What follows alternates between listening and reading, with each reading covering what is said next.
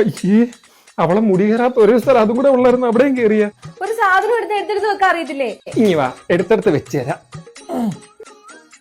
ഇതെന്ത് മുച്ചിട്ട് കളിയാ, ഒന്നെടുത്ത് 100 കിട്ടാനായിട്ട്. കല്യാണത്തിന് മുന്നേ ഇങ്ങനൊന്നും അല്ലായിരുന്നല്ലോ. ഈറൻമുടി കൊതിയൊരുങ്ങി വെണ്ണില ചന്ദനം തൊട്ട് ഇങ്ങനെയൊക്കെ പറഞ്ഞിട്ടാണല്ലോ പുറകെ കിടന്ന. അയ്യോ മോളെ, ബാത്റൂമിൽ ആർട്ട് വർക്ക് കൊള്ളായിരുന്നു കേട്ടോ. മാൻപേടയ്ക്ക് പ്ലാവിന് കൊടുക്കുന്ന കർഷകൻ.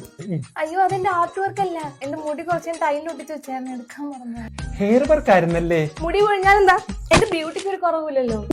ഞാന് പുതിയൊരു ബിസിനസ് തുടങ്ങാൻ പോവാ, വിഗിന്റെ ബിസിനസ്. അതാകുമ്പോ ഈ ആള് പൂത്ത് കഴിഞ്ഞ് 5 വിഗിനുള്ള കിട്ടും. അറിയാ എന്തുകൊണ്ട് കഴിക്കാൻ? മുടിച്ചോറുണ്ട്. നെച്ചോറ് വെളിച്ചോറ് എന്നൊക്കെ കേട്ടുണ്ട്. എന്താ മുടിച്ചോറ്? അത് ഇവിടെ തന്നെ നല്ല തലപ്പിന്നിട്ട് ഉണ്ടാക്കുന്ന മുടി. അറിയാ ആരും കൂടെ ചെയ്ത് വെച്ചേക്കുന്നത്. അറിയാ, പണ്ട് ഈ മനയില് ഒരു തങ്കത്തി ഉണ്ടായിരുന്നു.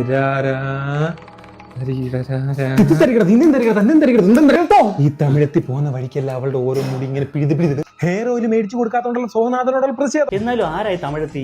അളിയാ, പണ്ട് നമ്മുടെ ചോറിനകത്ത് മുടി അടക്കുമ്പോ അമ്മമാരത്ത് വടക്കുണ്ടാക്കത്തില്ലേ, അതുപോലെ കല്യാണം കഴിഞ്ഞിട്ടൊന്ന് വടക്കുണ്ടാക്കി നോക്കണം, അപ്പൊ മനസ്സിലാവും തമിഴത്തി ആരാന്ന്.